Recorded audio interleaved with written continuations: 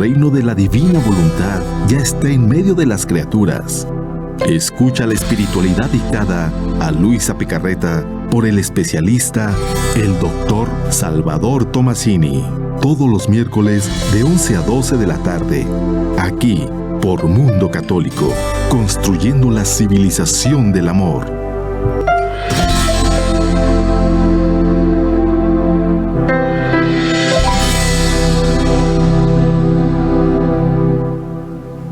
Amigos, muy buenos días. Buenos días a todos.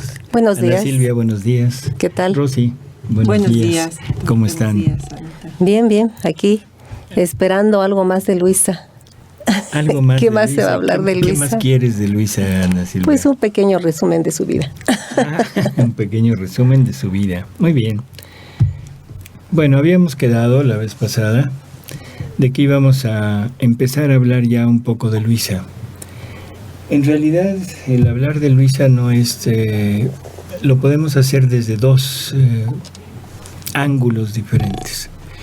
El punto de vista humano, o sea, una biografía humana de Luisa, con los datos normales, ¿no? Dónde nació, quiénes fueron sus padres, qué hizo, en fin. O lo podemos hablar desde el punto de vista espiritual. Entonces, vamos a dar un pequeño resumen nada más de lo que fue su vida humana. ¿Qué saben ustedes de Luisa? Humanamente, que nació en Bari, en Corato, Bari, Italia, el 23 de abril. El 23 de abril de 1886. No, de 1865. Ah, es 65. Bien. Bueno. No, la quería más joven. Tú la querías más joven. Está perfecto. Bien. Sí, o sea, ella nace el 23 de abril de 1865 y en un domingo de Albis, ¿sí? Ese mismo día, bueno, ella narra que toda su vida fue al revés, igual que su nacimiento, lo cual nos quiere decir que humanamente, un dato desde el punto de vista obstétrico, nació sentada. Fue un parto pélvico, ¿sí? O sea, nació al revés. Y ella dice que toda su vida tuvo que ser al revés, igual que su nacimiento. Ajá, ok. Curioso, ¿no? Sí, ese mismo día, o sea, es bautizada, supongo que por las prisas y quizá que se haya visto un poco delicada durante el parto, porque sabemos que esos partos son un poco más problemáticos que lo normal, ¿no? Ajá. Luego pasa su vida, o sea, el papá de ella era el encargado de una hacienda cerca de Corato y se las llevaba al campo, o sea, en las épocas en que él iba a trabajar, se los llevaba a la familia al campo.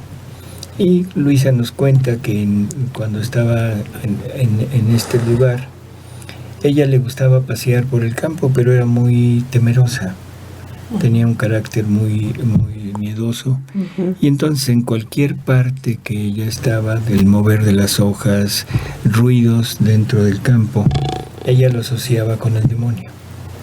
Y entonces se pasaba prácticamente toda su estancia ahí. Se la pasaba rezando. Rezaba Padres Nuestros y Aves Marías, con el fin de alejar a aquel demonio que ella intuía que estaba cerca. Al mismo tiempo ella cuenta que era muy vergonzosa y que no podía convivir ni siquiera con la familia, no tenía amistades, y siempre buscaba apartarse. Y esto era, o sea, también otra característica de ella, que vivía prácticamente aislada. Así que era una persona tímida, una persona que se prefería la soledad y una persona que se la pasaba rezando por temor al demonio. En alguna ocasión, o sea, ya de grande, ya cuando entabla una relación con Jesús, ya como la conocemos, ella le pregunta a Jesús y le dice que por qué le dio esas características.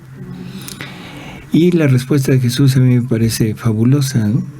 Porque le dice, es que yo quería, o sea, mi amor es sumamente celoso. Y entonces no quería que nadie entrara en ti, ni que tú entraras en nadie. O sea, Jesús quería exclusividad con Luisa, ¿no? Humanamente nos parece algo realmente hasta malo, ¿no? Sí, antisocial, una persona antisocial, ¿no? Con esas características. Así es. Y aparte, o sea, el hecho de amargarle, entre comillas, su vida, la vida a Luisa, ¿no? Pero a lo o sea, leíste, a la infancia.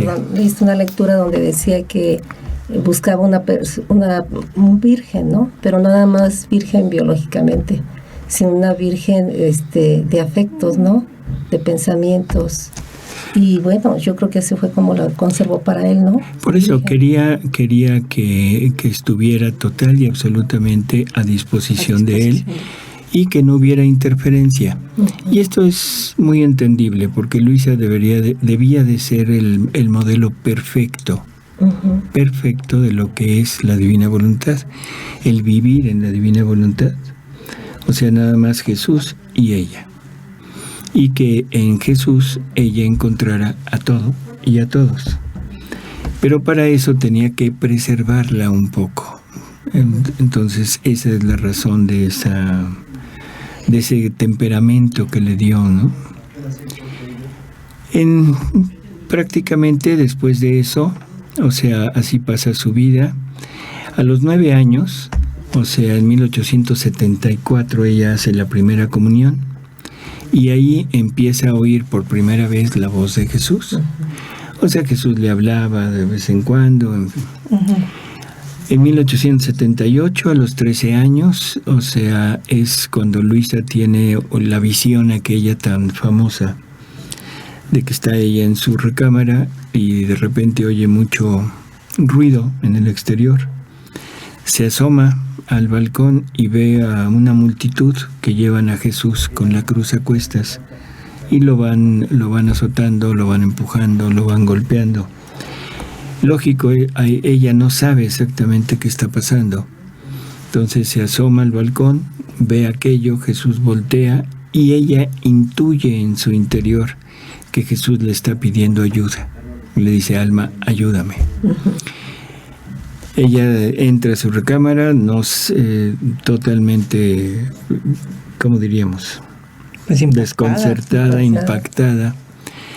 Y ahí empieza una vida ya más de intimidad con Jesús. Pues se le presenta a la Virgen y le dice, ¿ves cómo tratan a mi hijo? ¿No quisieras tú ayudarle? En fin, empiezan a pedirle que si quiere tener una vida más íntima con ellos y sobre todo con Jesús para aliviarlo. Sí. Ella acepta, se lo tiene que decir al confesor, el confesor acepta que ella tenga esa relación hasta que poco a poco va siendo cada vez más estrecha hasta que llegan a pedirle que se convierta en alma víctima. A lo cual también el confesor acepta, ¿no? O sea, esto hay que recordarlo. Luisa siempre estuvo bajo las órdenes del confesor. A los 16 años, en 1881, comienza un periodo de 3 años de purificación por parte de los demonios. Esto ya lo hemos comentado, sí. Pero bueno, aquí vale la pena entender que es hasta a los 16 años, ¿no? Pobre, una adolescente que había tenido un temor tremendo hacia el demonio. Los demonios y ahora frente a frente. Ahora sí se vuelve una realidad, ¿no? Una realidad en la cual Jesús la pone en batalla con el demonio y esto sabemos que dura, yo diría que eso de los 3 años y un poco más, el poco más es años más, ¿no? Porque hay una lectura donde después de que termina aparentemente esta batalla, ella dice que la guerra con el demonio todavía duró 1 año y más. 1 año y más. Así que por lo menos estaríamos hablando de 4 años y medio de una pelea franca con el demonio. A los 17 años, o sea, estando todavía en esto, en 1882, Luisa empieza a hacer la práctica de la novena de Navidad. Creo que también todos la conocemos, sí, ¿no? Es una preparación para el nacimiento de Jesús, donde Jesús le va narrando, o sea, los 9 meses de embarazo y los 9 excesos de su amor cuando él está en el interior de María, ¿no? En el seno de María. El padre Cosmo di Loidice, perdón por la pronunciación, pero Loidice, comienza a ser el confesor ya oficial de Luisa, que es más o menos a la misma edad, 17 años. En 1883-84, Luisa comienza ya a depender prácticamente de los sacerdotes, ¿sí? O sea, ya es por norma, el sacerdote empieza a estar con ella como asesor, supongo que por todas las visiones y las audiciones que tenía, ¿no?, de Jesús. Así es. Y para liberarla de su estado de... Eso empieza un poco después, porque primero le pide Jesús que se ofrezca como víctima durante un tiempo. Uh-huh. Y ella se lo comunica al confesor, el confesor acepta y se ofrece como víctima y se quita una epidemia que había de cólera en aquel tiempo, pero todavía no caía en su habitual estado. Okay. Un tiempo después, Jesús le vuelve a pedir que se ofrezca por más tiempo, o sea, como víctima. Se lo vuelve a comunicar al confesor, el confesor acepta y dice Luisa algo muy curioso. Yo pensaba que era por un corto tiempo. Sí, fue tan corto como 64 años, ¿no? Bueno, para Dios es muy corto. Y también Jesús le dice que si le hubiera dicho la verdad en aquel momento, o sea, no la verdad, sino si le hubiera dicho el tiempo que él pretendía, Luisa se hubiera espantado y probablemente hubiera tenido problema para decir que sí, ¿no? Se le olvidó preguntar, ¿de tu tiempo o de mi tiempo? Así es. En 1887 cambia de confesor y se vuelve confesor de ella don Miguel de Benedictis, ¿sí? Al año siguiente, en 1888, Jesús le promete a Luisa el esponsalicio, ese matrimonio místico con ella, ¿no? Y para eso le pide que empiece una vida ya de víctima, pero más a fondo, que aquí es cuando empieza, es prácticamente en 1888, y de ahí en adelante es cuando ella, ya como víctima, Jesús la saca de su cuerpo, su alma, y ella queda petrificada, y ese estado tiene que ser liberado por el sacerdote, por la obediencia al sacerdote. O sea que ahora Luisa depende del sacerdote, no nada más como el asesor, como el guía, ¿sí?, sino también para recobrar los sentidos. En 1910, o sea, bastante tiempo después, sé que son 12 años después de esto, Luisa conoce al padre María Aníbal di Francia, que sabemos que él fue ya el encargado, el asesor prácticamente de los escritos, y que fue el que consiguió el imprimatur del arzobispo de Trani de aquel tiempo. Él fue el que puso el Nihil Obstat de los escritos, y es el primero que empieza a editar los libros. Edita las Horas de la Pasión, sí, y edita un pequeño resumen de pequeños escritos sobre la divina voluntad. Luego, prácticamente no hay nada más así importante, son cosas muy que conocemos prácticamente. No sé si valdría la pena el hablar de ello, O sea, por ejemplo, en 1907 mueren los padres de Luisa.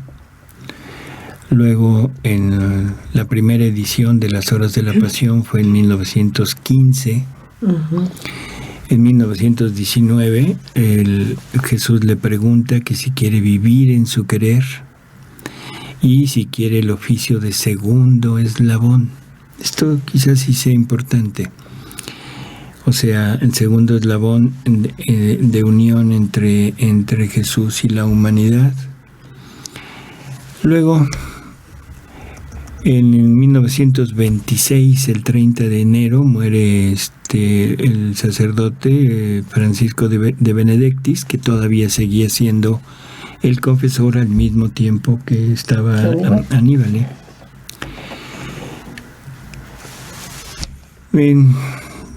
Prácticamente en 1926 también Luisa escribe Las Memorias de la Infancia, que es una pequeña autobiografía, pero nada más de su periodo de tiempo de niñez.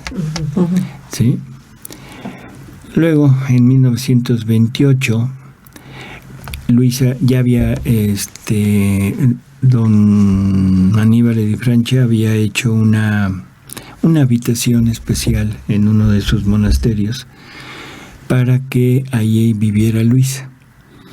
Entonces, en 1928, o sea, la llevan ahí, que es en un convento de las Hijas del Divino Celo, y que estaba en Corato, ¿de acuerdo? Se la llevan a vivir ahí. O sea, ella está en una habitación que está en la parte posterior de una capilla y arriba, donde tenía una pequeña ventanita que al abrirla se veía el Santísimo. Okay. Entonces ella anhelaba mucho estar ante el Santísimo, entonces por eso se la hacen así especial. ¿Y ahí qué tiempo vivió? Bueno, ahí estuvo en 1938 la Sagrada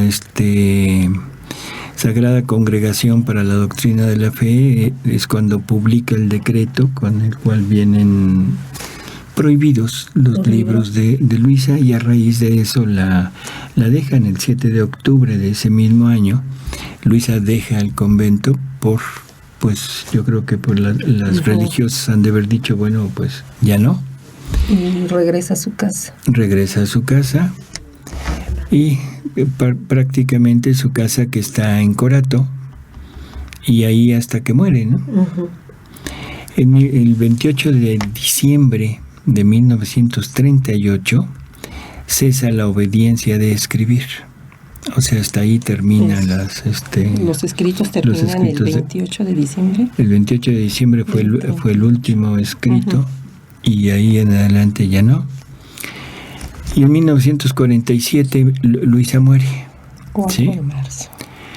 El 11 de octubre de 48 se empieza a ver como un revertir aquella condena que había habido. Bueno, aparte de eso, el funeral fue apoteósico. Hay fotos en donde se ve unas multitudes, y multitudes no solo de laicos, sino de sacerdotes, de religiosas, de obispos, que estuvieron en el funeral de Luisa y proclamándola como Luisa la Santa. Curioso, después de haber estado en contra. Entonces, en 1948, el 11 de octubre, se publica una imagen con el nil obstat del vicario general de Bari, que era Monseñor Samarelli, con las oraciones, una oración para pedir la beatificación de Luisa Picarreta, 1948. En el 27 de noviembre se publica otra con el nil obstat del arzobispo Reinaldo Adazzi, ¿sí? O sea que empieza a haber ya ese movimiento hacia regenerar la imagen de Luisa, ¿no? Pidiendo ya que la Iglesia interviniera en esto. En 1962, o sea, con el permiso de la Santa Sede, el cuerpo de Luisa es trasladado del cementerio de Corato a la parroquia de Santa María Greca, que es donde está actualmente. En 1990, el Papa Juan Pablo II beatifica al padre Aníbal di Francia, que era el confesor extraordinario de Luisa. Aquí vale la pena el poner datos que quizá no estén en las biografías, pero don Ricardo Guízar, que era el arzobispo de Tlalnepantla, o no, creo que todavía era obispo de Atlacomulco en aquel tiempo, cuando anuncian que van a beatificar a Aníbal di Francia, él dice que es el momento de entregarle en aquel entonces al cardenal Ratzinger un escrito sobre Luisa, y que el padre Aníbal era el que había puesto el Nil Obstat. Claro, con toda razón, para decirle, oigan, van a beatificar a alguien que tiene su firma avalando escritos que después la Iglesia prohíbe, tienen, ¿no? Prohibidos, ajá, hasta ese momento. Se prepara un resumen de los escritos de Luisa, donde Jesús le habla de la condena, y se le entregan en la mano al cardenal Ratzinger de aquel tiempo. ¿Qué pasó? ¿Qué dijo? Nadie lo supo. Simplemente beatificaron a Aníbal di Francia, o sea que probablemente pues no influyó, o se dieron cuenta de que aquello no tenía nada de malo, ¿no? Pero ya esos Pero escritos los libros salieron del índice de los libros prohibidos. Sí, pero eso fue hasta 1994, que es cuando se abre la causa de beatificación de Luisa. O sea que en realidad fue 4 años posteriores, ¿no? O sea, cuando lo beatifican es en 1990. Y 4 años después ¿cómo se llama? Se abre la causa. Vamos a un pequeño corte y regresamos. Y vamos a continuar. Esto a grandes rasgos es lo que teníamos como biografía humana de Luisa, ¿no? Ahora, ¿realmente será importante? ¿Ustedes piensan que sea importante la biografía de Luisa? La biografía humana de Luisa, me refiero. Para mí en particular no, Tomasino. O sea, a mí de ella no me interesa. Me interesa más la parte espiritual, la forma en que fue trabajando Jesús con ella y que ahora quiere que de ahí tomemos nosotros. O sea, a mí realmente la vida de Luisa no. Claro que te encuentras con gente que ¿sabes quién es Luisa? ¿Quién era ella? ¿No? Para Entonces, muchos es importante lo que la Iglesia pudiera decir de Luisa. Claro. Pero pues tendríamos también que partir de lo que dice Jesús de Luisa. ¿Qué hizo Jesús en Luisa? ¿Y por qué debe ser considerada por la Iglesia? Entonces es mucho más importante la labor y la misión de Luisa en el campo espiritual, Claro. lo que Jesús trabajó y dejó en su alma, que el resto de la biografía. Todos nacemos, todos hacemos, bueno, eso es muy de todos, pero lo que hace Jesús en cada alma es muy importante, y yo creo que Luisa hizo algo muy especial por lo que debe ser considerada. Y tienes toda la razón, pero hay algo que es esencial. En la divina voluntad, lo que Jesús nos pide es una renuncia A uno mismo. a uno mismo, a todo lo que uno es. Ajá, es lo que te iba a Porque decir. vivir en la divina voluntad es un intercambio de vida, ¿sí? Entonces, en realidad, toda la parte humana, histórica, está bien saber dónde nació, saber quién, como decíamos, quiénes fueron sus padres, y los datos específicos de cada, como diríamos, cada momento importante en su vida, cada cambio que hubo. Pero en realidad eso es nada más como informativo. Pero entrar en detalles de su vida, como es una biografía normal, yo pienso que ahí es donde realmente eso ya no tiene mucho fondo, mucho sentido. ¿Por qué? Porque Jesús le está pidiendo que renuncie a todo aquello para formar una nueva vida en ella. Exacto. Que esa nueva vida es la realmente importante en Luisa. Y no solo en ella, o sea, sino todo aquel que quiera vivir en la divina voluntad debe entender que su vida, su verdadera vida, empieza a partir del momento en el que se entrega y en el momento en que Jesús le da su propia vida, ¿no? Entonces, su verdadero nacimiento, podría decir que ahí surge, ¿no? Así es. Y esto, bueno, vamos a leer pequeñas frases que le dice Jesús a Luisa, porque creo que vale la pena entenderlo desde este punto de vista. Muy al principio, o sea, de los escritos de Luisa, en septiembre 22 de 1899, estaban escribiendo el libro 2 apenas. Uh-huh. Y Jesús le dice: todo lo que te hago escribir, o sobre las virtudes, o bajo alguna semejanza, no es otra cosa que hacer que te pintes tú misma y a aquella perfección a la cual he hecho llegar a tu alma.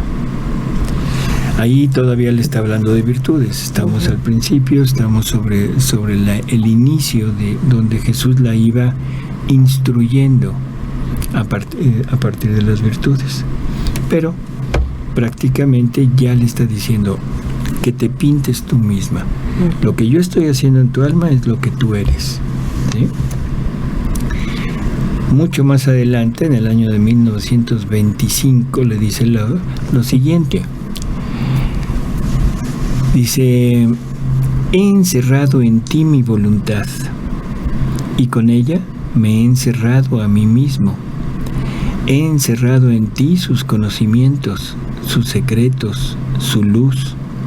He llenado tu alma hasta el borde, tanto que lo que escribes no es otra cosa que el desahogo de lo que contienes de mi voluntad.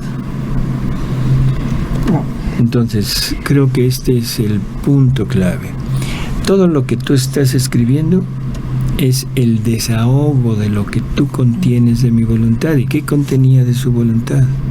Su propia vida. Su vida. Él mismo. Él lo está diciendo, me estoy encerrando. Así es. Entonces, la biografía, la verdadera biografía de Luisa es todo lo que Luisa escribe en los escritos. Lo que nosotros vamos entendiendo, vamos comprendiendo de los escritos de Luisa, es lo que Luisa es.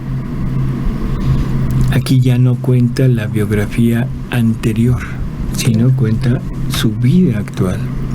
Yo pondría un ejemplo, o sea, muy humano, muy quizá no perfecto, pero vale la pena ponerlo: San Francisco de Asís. Uh-huh. San Francisco de Asís tiene una biografía, tiene dos biografías. Una biografía anterior a su renuncia a todo, uh-huh, y una biografía posterior a su renuncia. La biografía anterior, ¿cuál es? Hijo de Bernardone, uh-huh, ¿sí? Hijo, uh-huh, o sea, hijo de un comerciante en telas, sí, un hombre que era, pues, como diríamos, normal, o sea, era un adolescente normal, un hombre joven normal, que tenía sus amistades, que convivía con los demás con anhelos de ser caballero, de ser guerrero, quería ir a las cruzadas, se embarcó en algunos, ¿cómo se llama?, episodios de guerra, de los cuales no salió muy bien parado. Uh-huh. Bueno, pero eso por intervención de Dios, ¿no? Sin embargo, todo eso queda atrás. Uh-huh.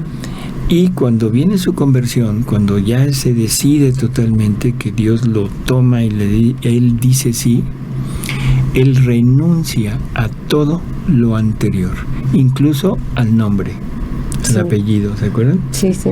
A todo. Que enfrente de todo el pueblo le dice: desde este momento dejo de ser tu hijo. Uh-huh. Ahora soy hijo de Dios. Sí.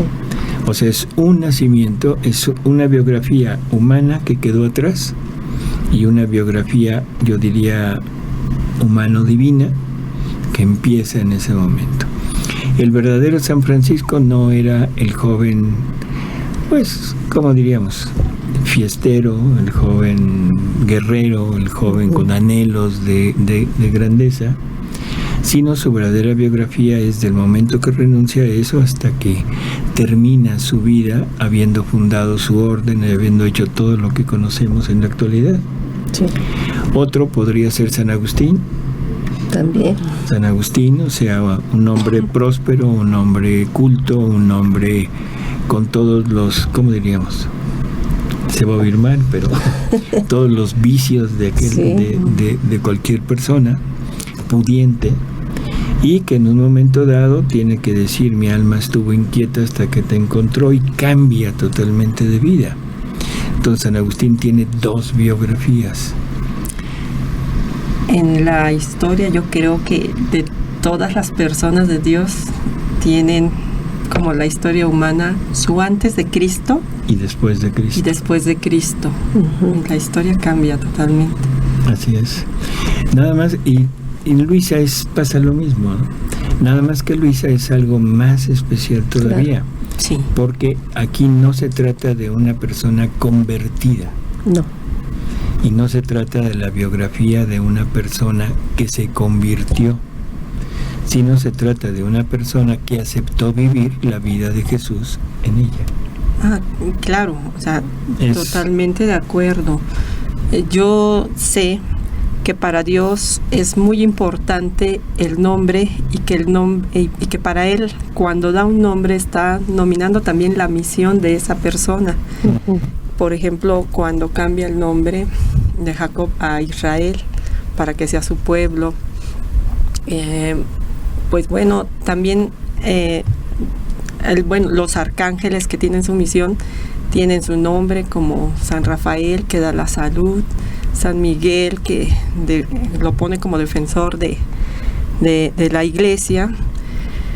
Y en fin, así podemos ver que para Dios los nombres son muy importantes. Y es el mismo Jesús el que nombra a Luisa,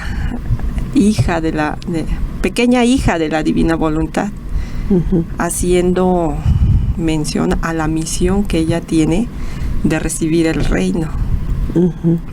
Entonces, que la trata diferente o de una manera especial sobre todas las demás misiones, o sea, se nota a lo largo de los escritos.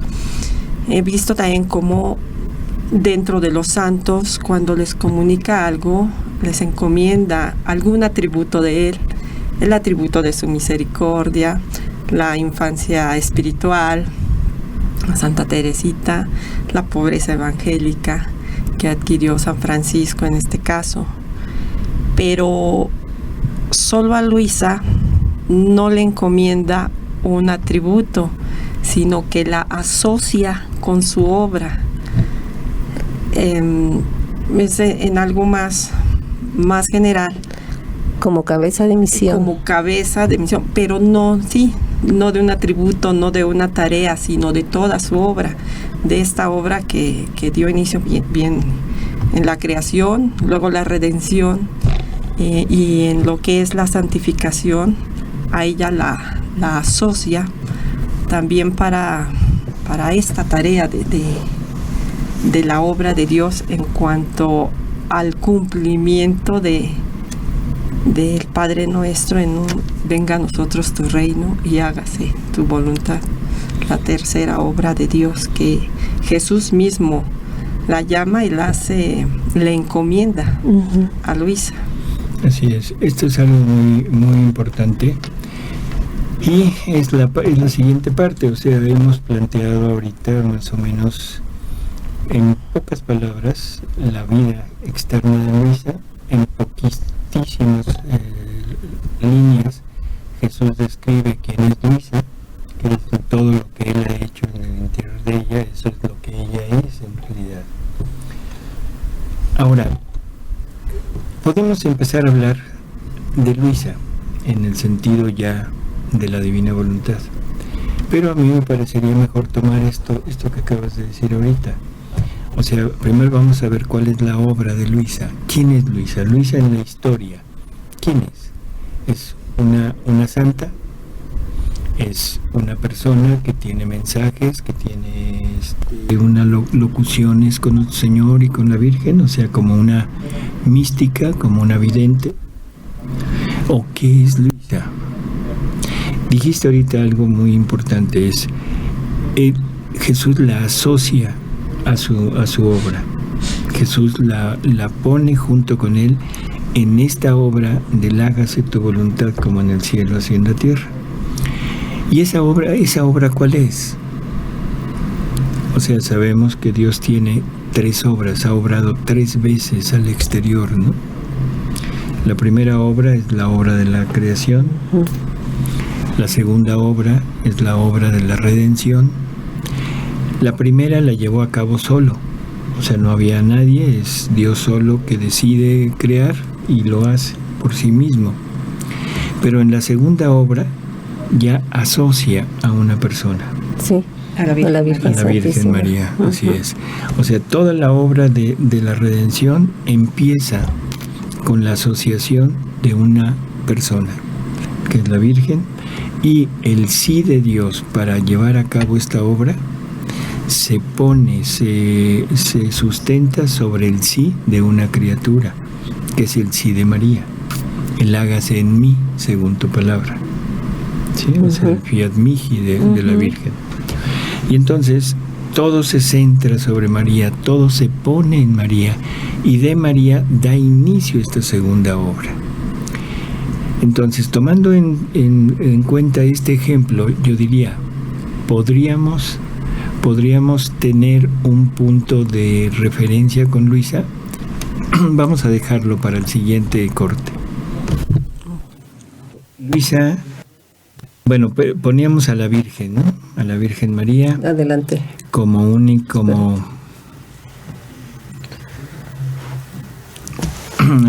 regresamos, amigos. Y decíamos que la Virgen María, estábamos poniendo como ejemplo a la Virgen María, que Dios en esta segunda obra, que es la obra de la redención, simple y sencillamente su anuencia a ese punto de redimir al hombre, lo asocia prácticamente con la Virgen. Y en ella hace todo, hace el depósito de toda la redención. Todo el bien de ella. Bueno, ahora la pregunta, ¿a la Virgen María la podemos considerar como una vidente? Por supuesto que no. Por supuesto que no, ¿verdad? Entonces, de ninguna manera. Sería absurdo el pensarlo así. Ajá. Sería ¿qué? ¿Cómo la podemos? La segunda obra, ¿no? Es la segunda obra de Dios. De Dios, sí. Porque en ella es donde se concentra todos los bienes, todo lo que es que pertenece. Todos los bienes de la redención. Así es. Por eso es que la Iglesia, todo lo que toma hacia nosotros, lo tiene que tomar de María. Ella es la dadora de todas las gracias. ¿Sí? Bueno, esa fue la segunda obra de Dios. La tercera obra de Dios, que es la obra de la santificación, pasa prácticamente lo mismo. Empieza después de que muere Jesús, que asciende a los cielos, o sea, empieza una etapa de la historia de la religión, donde el hombre ya tiene acceso al cielo, donde ya tiene acceso a la divinidad y donde a través de las virtudes se va acercando cada vez más a su Creador. Pero la verdadera restitución del hombre al punto de origen todavía no estaba llevado a cabo. Esa es la culminación de la obra, tanto de la redención, es la coronación de la obra de la redención, y es el punto máximo de la santificación, que es la restitución del hombre al punto de origen, y que nos lo dejan mencionado en el Padre Nuestro. Aquello de venga tu reino, el hágase tu voluntad, como en el cielo, así en la tierra. Así es. Entonces, en ese momento ya tenemos la verdadera finalidad de la santificación. Y tiene que haber una persona, una criatura donde dé origen. Y esa criatura es Luisa Picarreta. El tercer sí de Dios, el tercer fiat de Dios, o sea, el hágase tu voluntad como en el cielo, en la tierra del Padre Nuestro, se lleva a cabo en Luisa. ¿sí? Sí. Se lleva a cabo en Luisa y ella es la primera en donde se depositan todos los bienes de esa obra. O sea que prácticamente es la tercera obra de Dios. Sí. ¿De acuerdo? Vamos a leer algo sobre esto en los escritos de Luisa, porque vale la pena tenerlo muy, muy en mente, ¿no? Para no dejarlo nada más a las palabras. Que lo diga Jesús. Que lo diga Jesús, exactamente.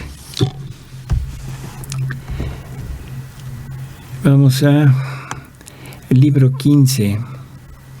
En el libro 15, en julio 11 de 1923. Y le dice Jesús a Luisa. Dice, también tú eres única en mi mente y serás también única en la historia. Palabras son claves, ¿no? Yo diría que son palabras claves. Única en mi mente y única en la historia. ¿Qué es lo que está diciéndole? O sea, en pocas palabras, ¿qué le dice? Que su misión es única. Y que no hay nada, absolutamente nada, que se pueda comparar a esto que él está haciendo en ella, ¿no? Entonces continúa y le dice, y no habrá ni antes ni después de ti otra criatura a la que le haré tener como obligado por necesidad la asistencia de mis ministros. Esto es importantísimo, porque lo mismo pasó con la Virgen. Sí. O sea, la Virgen... Hay un mensaje donde lo dice. Y la Virgen, si recordamos la vida de la Virgen, a los 3 años entra al templo. Y ahí estuvo. Y ahí estuvo hasta los 15 años. ¿Sí? Siempre resguardada por la iglesia, por los sacerdotes, o sea, ahí siempre con la asistencia de los sacerdotes de aquel tiempo.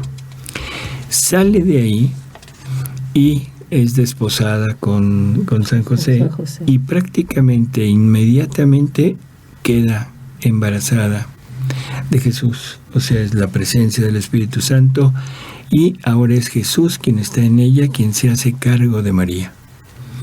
Y se hace cargo de María durante la vida, desde el momento que está en su interior, en su seno, hasta el momento en que muere en la cruz.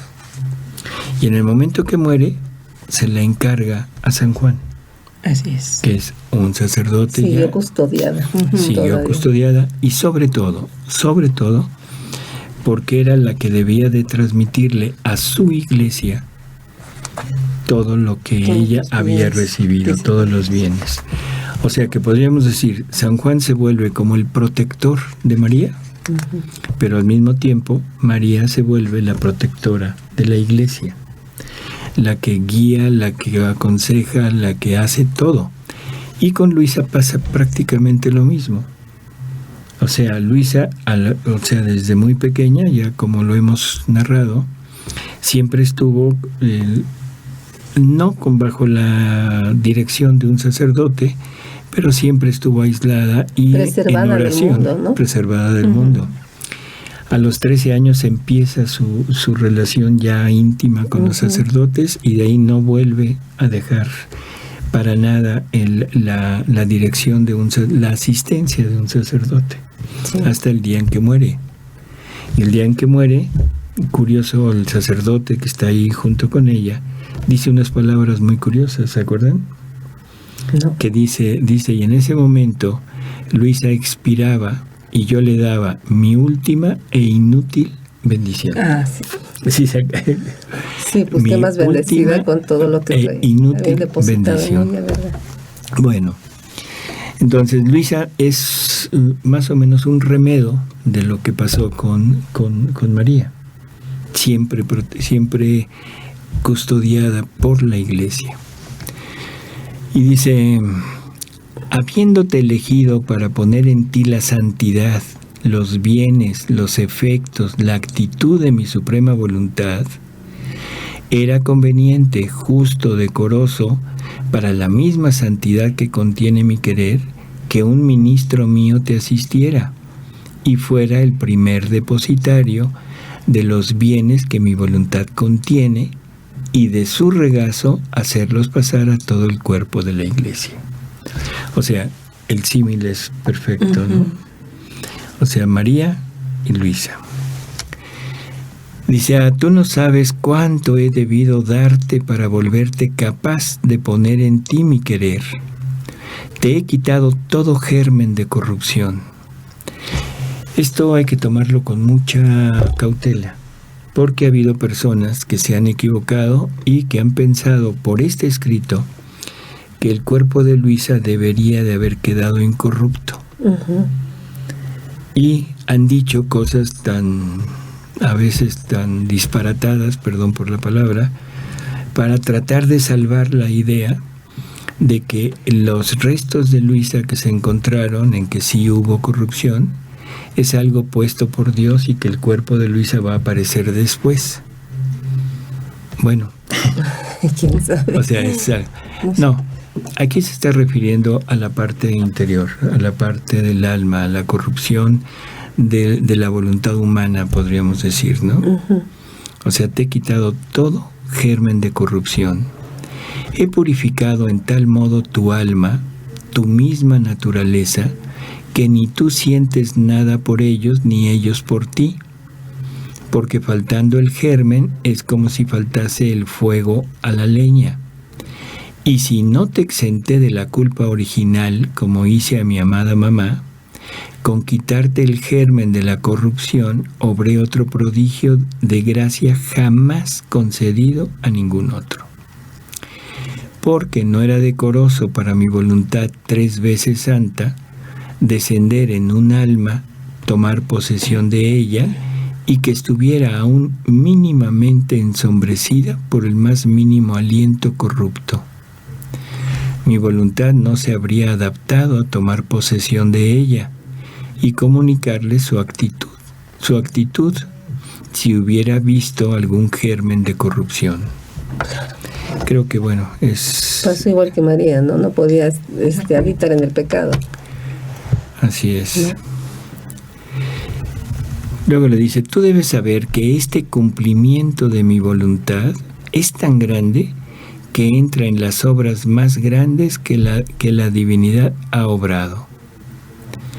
3 veces la divinidad suprema decidió obrar ad extra. La primera fue en la creación, y esta fue sin intervención de la criatura, porque ninguna había salido a la luz del día.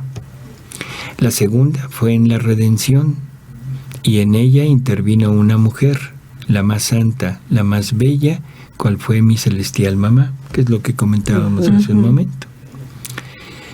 Fue ella el canal y el instrumento del que me serví para cumplir la obra de la redención. La tercera es el cumplimiento que mi voluntad se haga como en el cielo, así en la tierra. Esto es que la criatura viva, obre con la santidad y potencia de nuestra voluntad, obra inseparable de la creación y de la redención, como es inseparable la Trinidad Sacrosanta.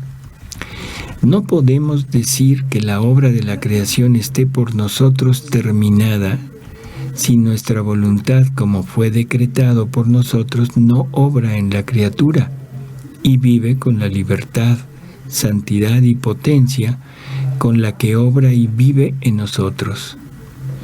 Es más, este es el punto más bello, más culminante, más fúlgido y el sello del cumplimiento de la obra de la creación y de la redención.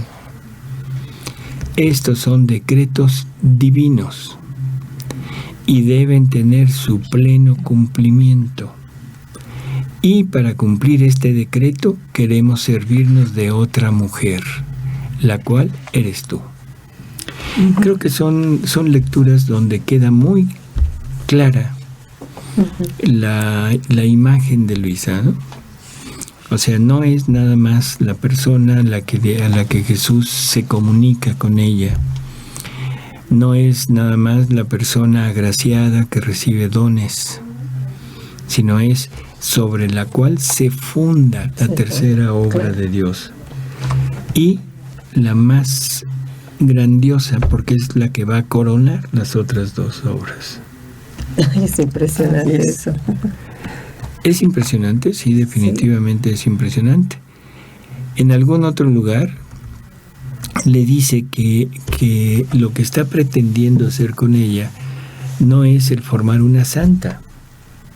No sé si recuerdan esa lectura. Dice, esto no es la formación de una santidad más, sino es el establecimiento del reino. El establecimiento del reino es lo que quiero hacer en ti. ¿Sí? En fin, dice, para hacer que mi querer sea conocido, para abrir el cielo y hacer descender mi querer sobre la tierra y hacerlo reinar como en el cielo, debía escoger otra pequeña entre todas las generaciones. Siendo la obra más grande que quiero hacer, la reintegración del hombre a su principio de donde salió, abrirle aquel querer divino que él rechazó, abrirle los brazos para recibirlo de nuevo en el seno de mi voluntad, mi infinita sabiduría llama de la nada a la más pequeña. Entonces, es la obra más grande. Esto nos puede generar conflictos, ¿no creen? Pues para el que no cree. No, pero en general. En lo que está ya establecido, ¿no? En lo que ya hay. Podemos decir así. ¿Cómo que va a coronar, no? La creación y la redención. O sea, Luisa, viviendo, haciendo el depósito en ella. Eso sí es como, ¿cómo? O sea, pudiera oírse como que tiene un poquito más de valor que la Virgen Santísima, y no es así. Por eso, vamos a pararnos en ese punto, porque eso es interesante. Ese es el escándalo, exactamente. La Virgen tiene un papel muy importante. O sea, es el centro de todo. María es en donde se funda el reino de la divina voluntad. O sea, él se funda en Jesús. Pero la primera de la estirpe humana común es María. Nada más que María es inmaculada. Ella lo recibe por derecho, porque es inmaculada. Ella tiene lo mismo que tenía Adán cuando fue creado, pero ella no, su misión no era la transmisión del reino, sino era la redención y era la maternidad de Jesús. Y eso es lo que la hace grande. O sea, ella vive en ese reino, por supuesto, tan es así que es la reina del reino de la divina voluntad. O sea, ella es la reina. Pero su misión era ser madre de Jesús. Entonces, eso lo deja ahí aparte. María no podía ser la que nos transmitiera el reino, por su misma inmaculadez. Porque ella recibe esto por derecho. Porque así es como Dios creó al ser humano. María nunca estuvo bajo el pecado original. O sea, los méritos de la redención de su Hijo se le aplicaron en el momento de la creación de su alma. O sea que nunca tuvo un acto en pecado original. Claro. Así que entonces no podía ser nuestro modelo. No, porque aparte ella iba a ser eterna en cuerpo y alma. Sí, pero no podía ser nuestro modelo porque nosotros sí hemos vivido en el pecado original. Partimos del pecado. Así es. Entonces María es otra cosa, es diferente. Así es. María es la más grande, es la reina de este reino, es la madre de Jesús, en fin. Pero ella no le correspondía transmitir esto. Ahora, ¿qué es más grande? ¿La creación o la redención? Vamos a centrarnos ahorita en estas dos obras. ¿La creación o la redención? ¿Cuál es más grande? Yo creo que ambas, ¿no? Ambas. Depende cómo lo pongamos, ¿no? En la creación Dios saca todo. Todo lo que va a haber, todo lo que puede haber, todo lo que puede ser, el Padre lo pone en el momento de la creación. No hay nada que esté que no haya puesto el Padre en la creación. No hay nada que el hombre pueda agregar. ¿Sí? Incluso las otras dos obras están implícitas en la obra de la creación. O sea, que el Padre hizo todo, pero el hombre se lo tiró. O sea, el Padre puso todo, pero el hombre se lo tira. Por eso es que tiene que venir la redención. Y la redención tiene que cubrir a toda la creación para redimirla. ¿Sí se entiende? Pero esa obra de la redención también, Jesús consigue todo, absolutamente todo. ¿Sí? Consigue todo, pero no deja la posibilidad de la restitución del hombre al punto de origen. Deja la posibilidad de la santidad humana, nada más. Ahora, gracias a los méritos de la redención, también Luisa puede venir y puede acceder a la divina voluntad, pero es ella la que, saliendo del pecado original, es la que le va a dar la posibilidad al hombre de restituirse al punto de origen. ¿Sí se entiende? Sí. Entonces es la que viene a coronar, la que viene a poner la corona, sin la cual las otras dos obras quedarían prácticamente incompletas. ¿Esta obra es más grande? No, es simplemente la coronación. Culmina con eso. Culmina con eso. Esa es Luisa Picarreta. Así. O sea, Luisa Picarreta es la persona donde se concentra la tercera obra de Dios. Y amigos, pues el tiempo se nos termina. Así que... Pero hay mucho que decir, más claro, de esto, entonces... Tenemos que seguir hablando de Luisa. Hablando de Luisa antes de entrar prácticamente a lo que es la santidad del vivir en la divina voluntad. Todo lo que Luisa nos consigue, ¿no? Así que por ahorita, pues gracias por su asistencia, Rosy, muchas gracias. Gracias. Ana Silvia, gracias. Hasta pronto. Y nos vemos la próxima semana. Dentro de 8 días.